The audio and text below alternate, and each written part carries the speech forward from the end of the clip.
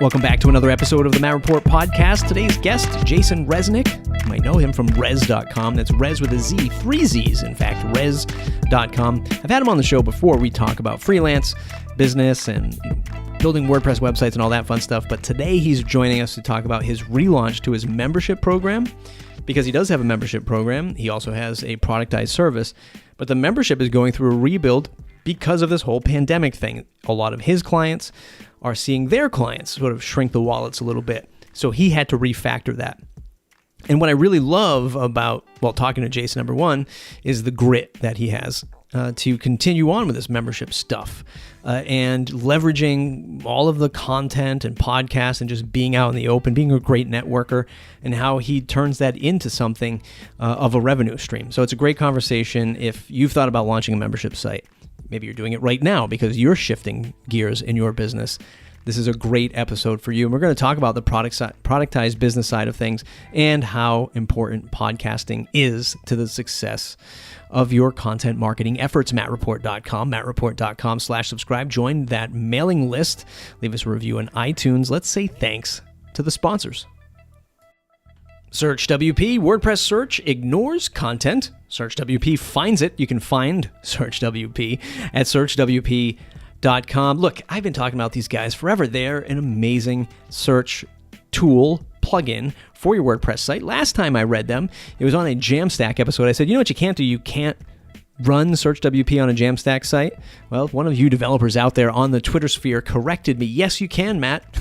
In fact, there's an open API that you can use. Touche, developers, touche. And I assume that's when you're using WordPress as your content management system and some kind of Jamstackery on the front end. SearchWP is an amazing tool for developers as well. Starts at $99 for a site. I think I said that already. $149 is their most popular plan. It's a license for 5 sites. Comes with all the fun stuff like WooCommerce integration, metrics, related content, redirects, custom results order, and all of the standard extensions, plus the amazing year of support that you get from the fine folks over at SearchWP. Look, if you're building an e-commerce site, big content heavy site, you're going to do a lot of searching. SearchWP is a tool for you. SearchWP.com. Thanks for supporting the show. MalCare, malcare.com, the only WordPress security plugin with instant WordPress malware removal, or our auto clean feature cleans your website without waiting for days or hours. I totally love that. You know what else I love? Besides the fact that they're built by the same team behind Blog Vault, it's an amazing tool. It's fast, it's efficient, and it's like an insurance policy for your website. For $99 for the entire year, it keeps one website protected, $259 a year for 5 websites. And if you have 20 websites, $599 for the year, that's like $30 a site, if my math is right. And it does everything. It protects the site, it removes malware, it does automatic daily scanning, it has a firewall. It does the pesky login protection, right? Guessing passwords, which is like the most common way to vector into WordPress. Can I say that? Is vector in a thing? Like, is that what InfoSec people say? And they have an emergency hack cleanup. So if your site is hacked right now, or you know a customer where the site is hacked, $249 and the money back guarantee to clean your website right now. And then it renews at $99 for the year after that. It's an amazing service. MalCare.com. Thanks for supporting the show. I want to take the listeners down this crazy journey of why the hell you do what you do. why you and I both do what we do. We've had some great conversations, of course, off the microphones, off air. We're going to kind of put some of this reality to the recordings today. But for folks who don't know who you are you and what do you do? Yeah, my name is Jason Resnick, better known as Rez with 3 Z's online. And yeah, I've been doing this crazy internet business thing for over a decade, full time for myself, and started as a developer, a very generalistic web developer. And this is kind of where we first met. Was I went 2 feet into the WordPress space, and I was like, look, I'm leaving Ruby on Rails and custom PHP work behind, and thanks to your mentorship, if you will, and thoughts and advice over the years, you helped me build a business that has been a decade in the making. And No, I do apologize for that.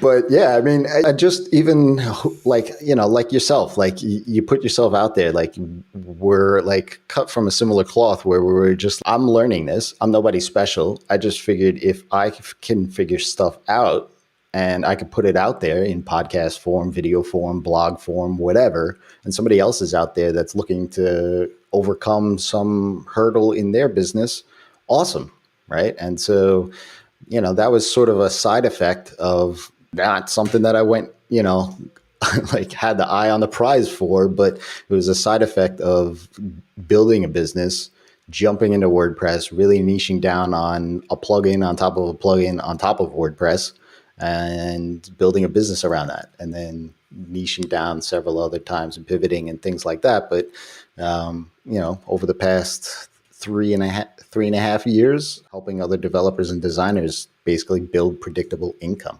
So I think it's the grittiness, and this is part of the stuff I want to talk about today. I mean, I'm from the Boston area. You're from the New York area. Aside from sports teams colliding, like there's this grittiness of, I think, people in the Northeast where we just keep trying, right? No matter what, we keep it. I don't even want to say experimenting. It's more like slamming your face into the wall repeatedly. And I think it's just that Northeast in us. It's like, because winter is 7 months long around here. And then I contrast that with some of our friends who are like on the West Coast, and they're like, every day I start with yoga and I journal in what my 3,000% profitability range is going to be. And I'm like, how what's going on here? It must just be polar opposites of the United States. What do you think that is? Like, am I right in thinking like people from the Northeast, especially Boston, New York, like we're just going to keep going until it just literally kills us in some cases? Yeah, I don't know, man. It's weird because before I did my own thing, right? Like I knew I was going to do my own thing at a very, very young age, probably way too young. And like, I had no idea what it looked like, right? But I worked for an agency, a body shop, if you will, that basically would tell you, here, go work for this.com for 3 months, and then go work to this.com for 3 months. And this was during that whole thing in the late 90s, right? And so I was like, awesome. I'm in my early 20s. I get to travel all over the place, see different cities, different states, and all the rest of it. But every time I went, and unexpected for me, every time I went to a place like Conshohocken, Pennsylvania, or Torrance, California, or someplace else, I was like, I miss New York. Like, I didn't expect that. Like, but the thing is, to your point, I think in like warmer climates, like where you could go to the beach year round and things like that, it's like, why am I doing the hustle? Right? Why am I beating my head against the wall? Why am I doing this stuff? Because look, when I go to those places, the last thing I want to do is work, right? Like, I don't want to be on a screen. I don't want to do this stuff. But like you said, 7 months out of the year, it's freezing. There's snow on the ground, ice. Like, it's the worst weather possible. At least we can see the weather coming, which is awesome, right? Like, we don't have earthquakes. We don't have tornadoes. We don't have this stuff. A hurricane comes, we know a week in advance.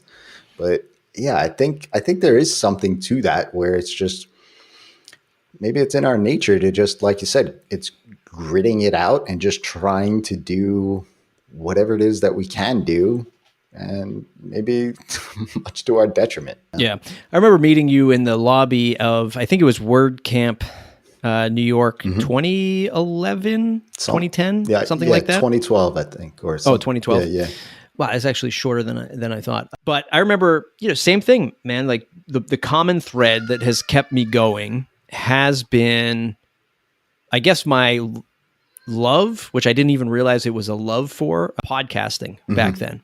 Like, it's the only thing that I have been semi-consistent at. Is that the same for you?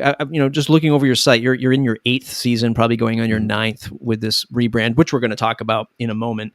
But has that been the sort of lifeline for all things Res? Is it been consistent with the podcast? Absolutely. It's weird because I never really would have thought that. But podcasting, I listened to podcasts when you had to download the file, right? And like put it on your MP3 player. And it was just something that was always kind of cool for me, like to hear a radio show that's kind of how I looked at it. I always is there's this radio show, like what my ancestors, my grandparents, parents listened to back in the day, where they centered around a radio and listened to a show. And, for me, it's easier to do this, have a conversation with somebody rather than write a blog post or, even creating videos. Like that for me has always been a stopping point too, is the editing side of things, right? Podcasting, same thing. It was between, I think it was season 3 and season 2, where there was like a huge gap for my podcast, for Living the Feast, where I was just like, for an hour-long show, I'm spending, I don't know, 2-3 hours on the editing process. And I was just like, this is too much for me. But Right. I loved podcasting and having conversations and meeting people. And yes, it's the marketing channel for my business. And I've learned to embrace all aspects of it and starting to learn a little bit more as a podcast host. I've actually researched and studied how to hold better interviews and things of that nature, like looking at Walter Cronkite and like some Dan Rather and Barbara Walters, just kind of looking at those perspectives and how do they do things. And I'm like, man, like I'm really diving head into this, man. And like you said, I guess I love podcasting, right? Like I didn't know that. And so, yeah, I mean, absolutely. I think for me, the podcast is the medium of choice. I mean, I did WP Dev Table back in the day. I mean, that was, a loosely based, irregular podcast of a roundtable of WordPress geeks, right? And like, we just loaded up Google Hangouts, pressed go live, and that was the podcast, right? And then Live in the Feast, Ask Rez was another is another podcast. And now with my services, I'm going to start up another podcast. So it's like, podcast is it. And you have res.com, that's REZZ.com, res.com. You have nurturekit.co, which is your services side, which was a pretty big transition from just doing, hey, come to me and I'll build something for you, to now this sort of productized, systemized, processed approach. And I want to get into that. But podcasting allows you to do this stuff sort of out in the open. You get to talk about it, to market it. You see what works. You see what resonates with people when you publish an episode. It allows you to do this stuff out in the open and make mistakes and learn all of this stuff, but frame it for the listener. You started 2020 with some plans with Live in the Feast and the membership. And then with NurtureKit, you had obviously plans for that. But just give us that 50,000 foot view. You came into 2020 like we all did, with a plan. And then we got slapped in the face, by COVID.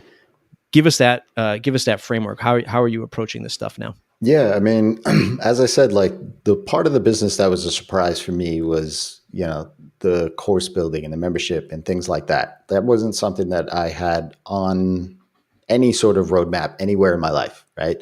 I'm an introvert. I'm not exactly looking to be a speaker or anything of that nature. But when my first son was born, and I realized the dream that I had been planning for, and that was to be home, see first steps, hear first words, and all that.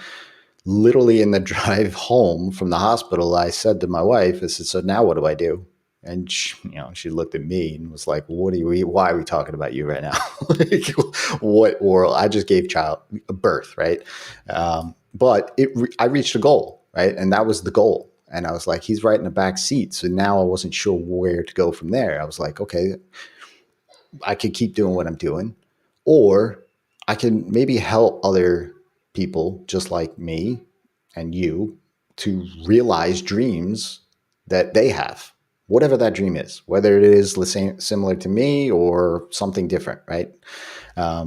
Awesome. So how do I do that? Well, podcasting was where it was at. And I had already been doing the podcast already, just sharing my information, sharing things that I was learning and being public about that sort of thing.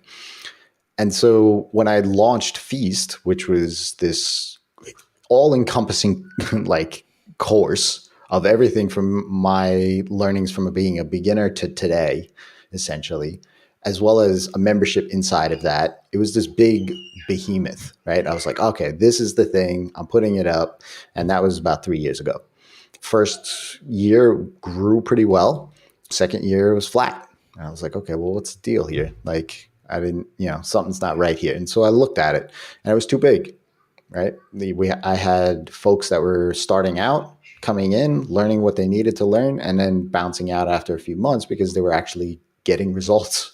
And so they didn't have the client work, and they had all intentions to go to the next module, but the next module was maybe a year or two from where they were at, right? And so I decided to tear the whole thing down and basically build out individual courses that people could buy and hold back the membership.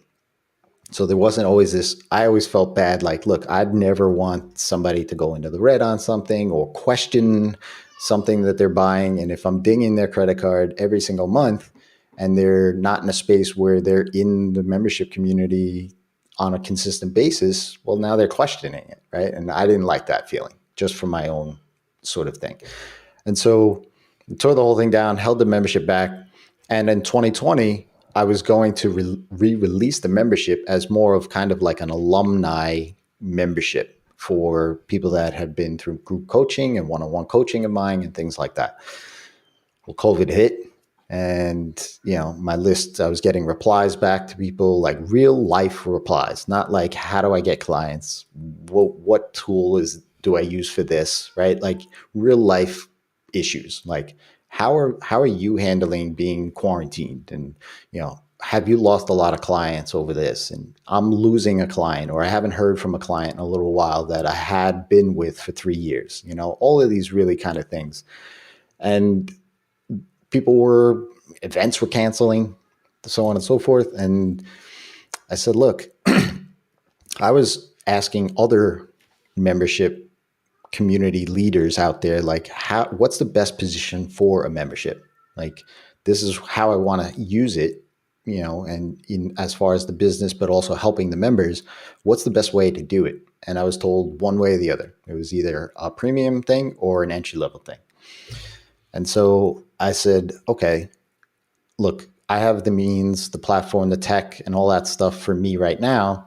I'm just going to open the door, put $5 a month on it, and anybody and everybody can come in if they need to, right?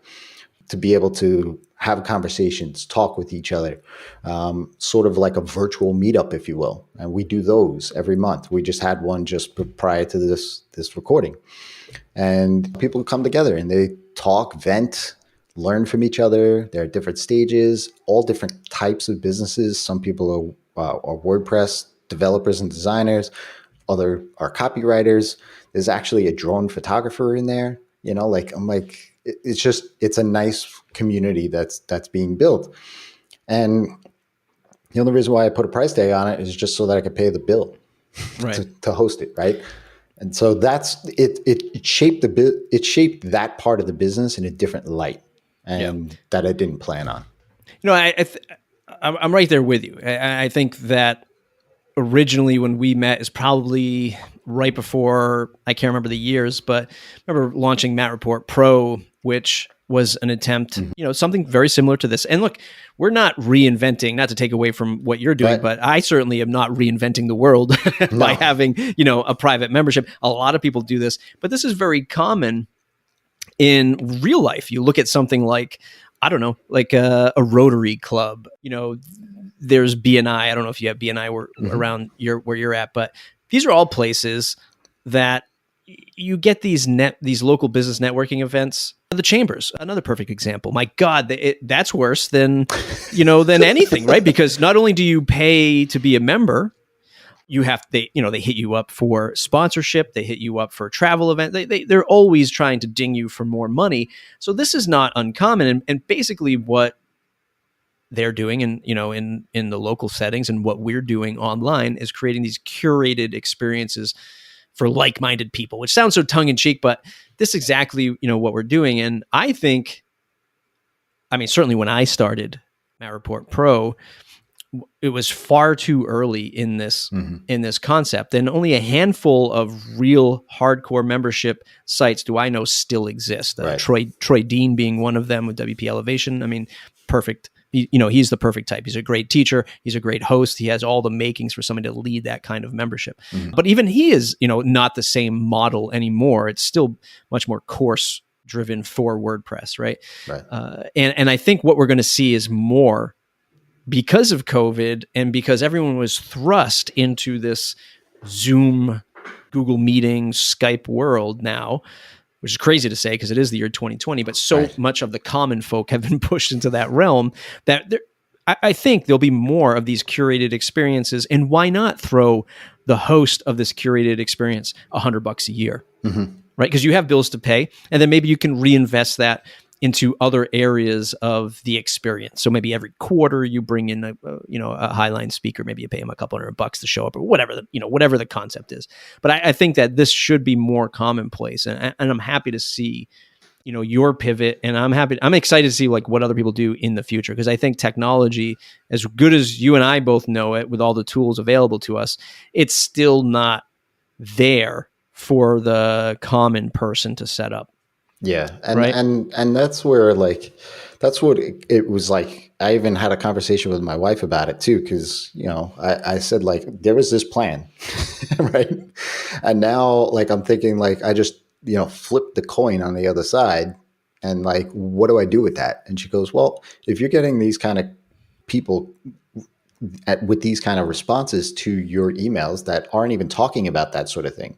So this is in their head. And so, if it's something that you can do and you're comfortable with doing it and all that. I said, well, for $5 a month, I could put that up, and then it pays for the runnings of this thing. And then I can facilitate a Zoom meeting once a month or something like that. And they can, come and chat, and maybe there's some connections through podcasts that I can bring people, like you're saying, bring people in and do a workshop or something, just to kind of virtualize maybe a live event, in some way. And it's been great. I mean, it's only been up for a couple of months, Feast Club. And, I'm hoping to get before Cyber Monday, 100 members in there. Right. And so it's just, and I haven't marketed it. There's no money behind it really, because there's no money going into it. But, well, you paid me $1,000 to be on today's show. So thanks for that.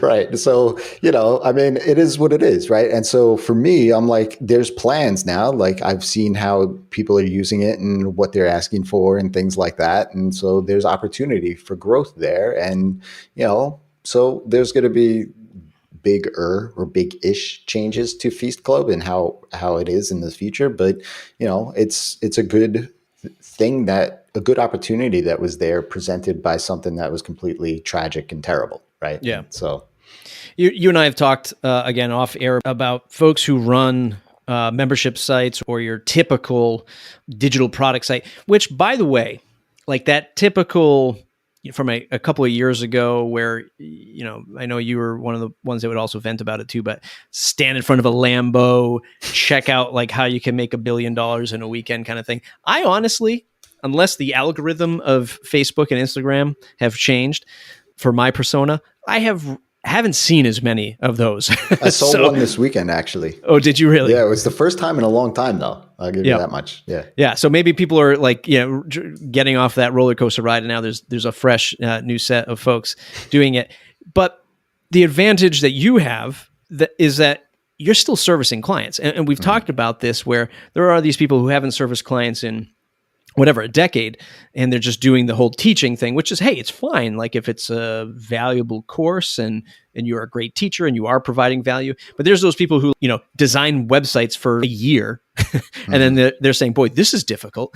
Right. They decide to say, you know what, maybe I'll just teach people how to use WordPress, and they try to package it up in this, how you can sell a $20,000 website, but they've never sold a $20,000 website themselves. You're still doing client work today, which obviously gives you that great advantage, still running nurturekit.co, but that pivot from the generalist to nurturekit.co, when did that light bulb go off to say, you know what, I'm done with the generalist approach, giving this Nurture Kit thing and that's what I'm going to tackle for the services side. Yeah. The first time that I ever specialized was when I got burned out in 2012. And that was, that was a big pivot point in my business career because I thought like, hey, if somebody's going to pay me to write line of code, whether it's Ruby on Rails, PHP, anything, I don't care. I'll take it. But that led to burnout and a bad health, all the rest of it. Right. And so I had literally at that point in time, a month prior to, a month after I asked my then girlfriend, now wife, to marry me, I said, look, I'm going to go back and get a full-time job because I can't do this anymore. Like, this is the second go around. After 2 years, I've hit a brick wall. I can't do this. And she totally 180'd on me and basically said, well, that's not what you want. And she's the one that's the rock. She's not a gambler. She wants to know when the bills are going to be paid and all the rest of it. And I just felt like I can't put her on that feast or famine roller coaster that I've been on. And there's no way to do it and whatever. And so, but it was like the kick in the butt that I needed. I'm like, well, she believes in me. So what am I doing? Like, where did this come from? And I realized that I was very generalist. I was chasing my tail a lot of times, like, because I would be working on a project for 6 months on one technology platform and then jumping to another and then back to the other. And I was always catching up to whatever I missed. And so I specialized on WordPress first, went down WooCommerce rabbit hole. Luckily, I chose WooCommerce and not something else. And that was luck. But I realized that being more specialized. And luckily you picked WooCommerce because you found success with it, right? I found success with it, but also the way that the business end of that worked, right? So automatic and all of that, there was a lot of other plugins that I could have went to that, didn't pan out because of WooCommerce being what it was and what it has become. But the model there was like, oh, so I say no to a lot of things, but I've become, and I got people coming to me saying, I hear you're the WooCommerce guy. I'm like, okay, I guess so. Sure. Right. And so that was the point where it was like, oh, I'm referable now. Right. And like somebody has a problem and they talk to somebody else and they say, oh yeah, I heard about this guy. Here's him. He knows all about this stuff. Whether I could solve that problem or not, they heard one word and they can associate it with me. And so I've pivoted a couple of times and shifted, but I always flock towards e-commerce. And I've moved the business more towards email automation and marketing automation and things like that. Still doing some development work where needed, but NurtureKit is basically a productized service that's built around ConvertKit, specifically towards building out funnels, any sort of automation that they're looking for like referral programs, affiliate programs, things of that nature, but also incorporating e-commerce into it too. People don't look at ConvertKit as an e-commerce platform, but a lot of people that have ConvertKit sell online. So they are e-commerce, just because they're not selling shoes doesn't mean that it's not e-commerce. Right. Yeah. And so I've always wanted a productized service, and I never really knew what that productized service was because I did like the challenge of solving different problems all the time.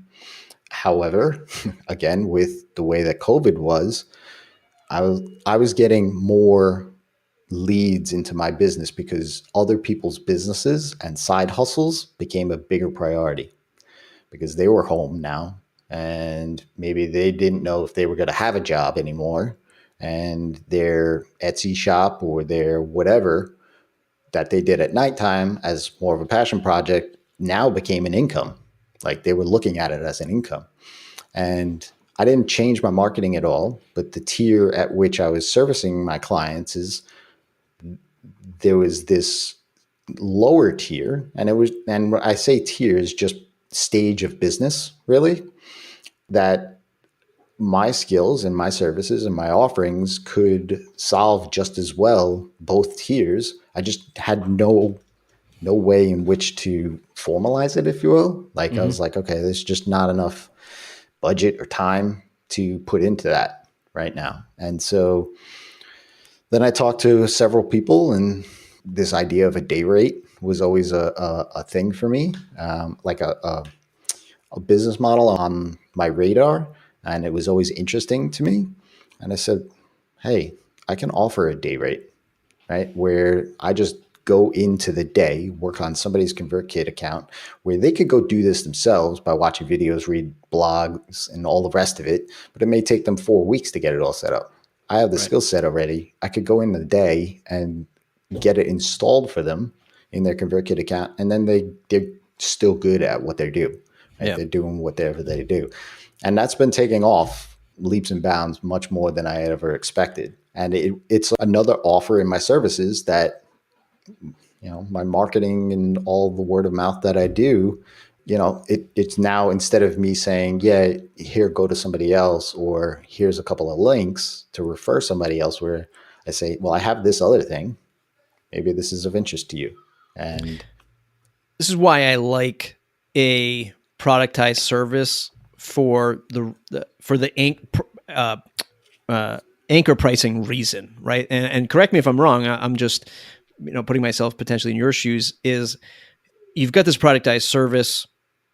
Matter of fact, let me just take a look at the packages really quick. So the large package you have starts at $5,000. I'd imagine that you're able to anchor that and say, somebody comes to you say, hey, we heard that you're the best for ConvertKit. We heard that you're a great web developer. You can do all this stuff for us. Do you have anything, can I have you do this big ad hoc project for us? Mm-hmm. This price anchoring of your productized service, you could say, well, yeah, but it's going to be like 4 times the price of my productized, because productized is a systemized, process-based business. Mm-hmm. I have a thing that I follow, a process that I follow. If I'm going to do this big custom package for you, it's going to be 4 to 5 times the price. Is that a fair way that you can leverage this type of offering? Absolutely. There's plenty of times, just even in the past several months, where people have come to me just like that. They say, hey, look, we have this campaign, especially with the end of the year stuff coming on. Like, we want to do a Cyber Monday campaign. Can you set us up from Halloween over to Cyber Monday, right? I said, sure. Well, what's all the nuts and bolts, right? Like, what do you have? And what were we talking about here? And they say, well, I think we want to do, and they start diving into the project. Yeah. And then I say, well, look, I could do all of this stuff for you. I could do the strategy and all that stuff. And much like you said, it's going to cost this much. Or if you know exactly what you want to do, hire me for the day, or hire me for the package itself, and I'll just implement it for you, or I'll get it done for you. And then you don't have to worry about it. I'll give you the how to pull the levers sort of thing, and away you go. And then there's not this long ongoing 3-month project that you have to scope out and all the rest of it. It's more of just off the shelf. You have ConvertKit. You know what you want to do. You hire me to put it together for you. Yeah. I don't want to turn this into like how to create your own sort of agency or freelance sort of podcast episode, but there's something to recognizing a market like e-commerce and sort of like these third degree offerings like a ConvertKit. So it's not, well, I think now they're much more into e-commerce, right? They actually have an e-commerce thing now at ConvertKit. Yeah, it's the most basic that you can think of, but yeah. Mm-hmm. But you latch on to these services that are either directly e-commerce, so either WooCommerce, Shopify, something like that, or you go sort of what I'll say is third degree, which might be ConvertKit, even though they're getting into the game. Sort of hook onto these services that are complex to set up, and you can create this offering to ease that person's pain or just solve the time. I think what a lot of us, to get to the point, I think a lot of us miss in this game is that, look, stop being this open canvas to anyone who walks through the door and says, build me a website, and let them tell you what to do, right? You need to hook into something where the web solution is directly, at least in my opinion, directly tied to the business bottom line. Again, e-commerce, converting leads, something that formulates a transaction for a business, or is like an internal web app or something like that. You need to hook into e-commerce because, in my opinion, that person sees just immediate value in hiring you. I'm going to make X amount of dollars with this website or this ConvertKit flow, and Jason costs $5,000. I'm going to make $25,000 based on the $5,000 that Jason sets up for me. I know that's back of the napkin math, but have you felt like that has been a bit of a burden lifted off of you as a business owner, right? To have those conversations versus like, I'm a pizza shop, build me a site and I want it for $200. Right. Yeah. I mean, that's one of the reasons why even before I went and did my own business, that I loved e-commerce. I was like, look, I'm writing lines of code that directly affects the bottom line. Right. And I started this way before Amazon, where people didn't even want to put a credit card into the web. Right. And so like solving problems like that, like I've always loved that challenge. And people always say that to me too, like even coaching clients and so on and so forth. They're like, it's easy enough for you to price something because you know what it is to the bottom line. I say, exactly. Right. Like if I can say that, case in point, right? So somebody pays me $2,000 or $5,000 or whatever, they can do the math.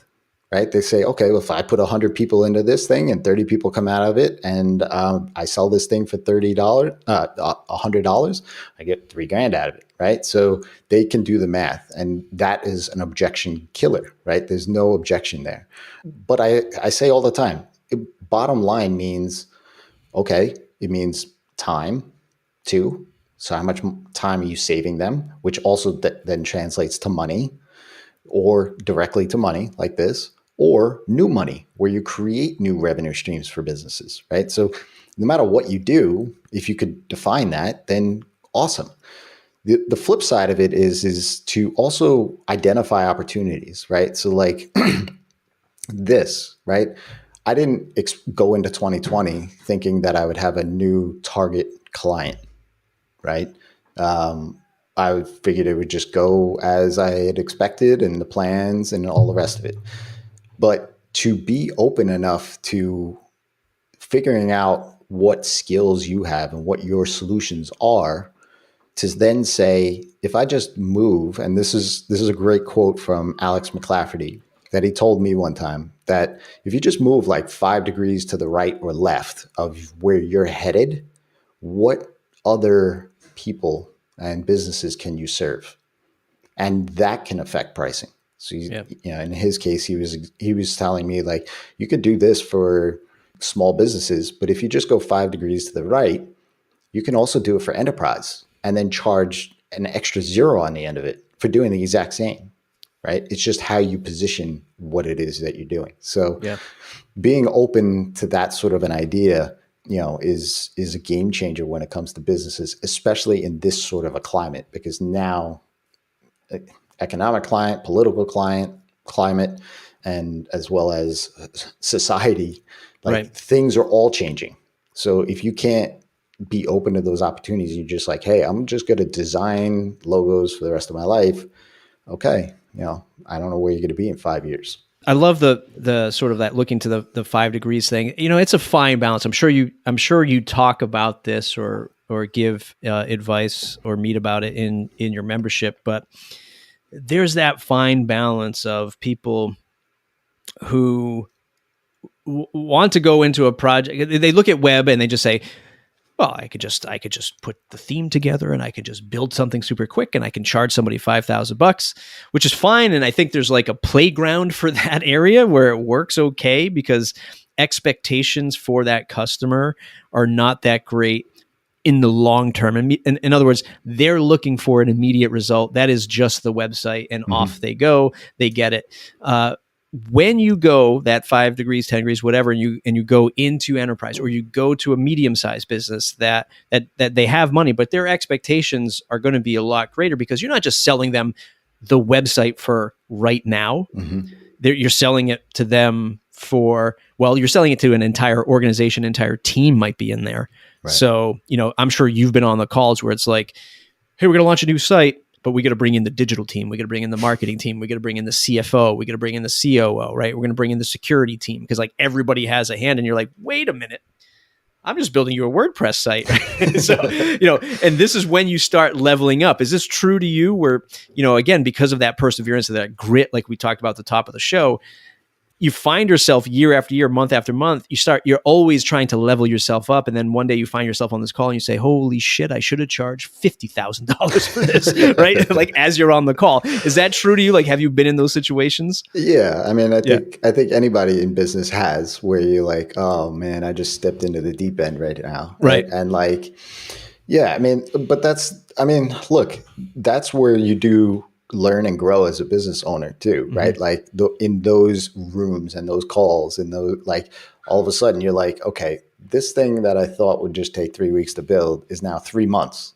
And it's only because of all the people, or it's only because of different things that business wise that you have to account for.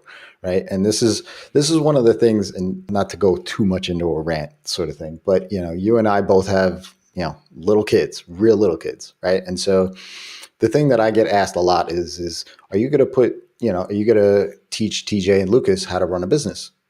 I said, if that is what they want to do, I will do whatever I can to facilitate whatever knowledge that they need. That's about it. But I want them to go get a job, and I want them to work elsewhere.